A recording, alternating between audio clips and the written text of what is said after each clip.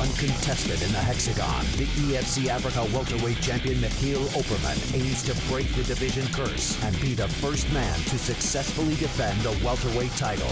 But standing in his way is the hard-hitting Martin van Staden, who will look to avenge his loss to Opperman and prove that he is the top welterweight on the continent. Plus, the undefeated featherweight champion Demart Pena will be confident of retaining his belt as he goes to war with the former lightweight champion Vencel Nel, who will aim to dethrone the current champion.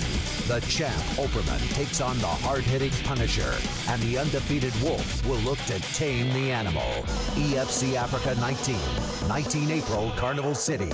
Ticket and broadcast information at efcafrica.com.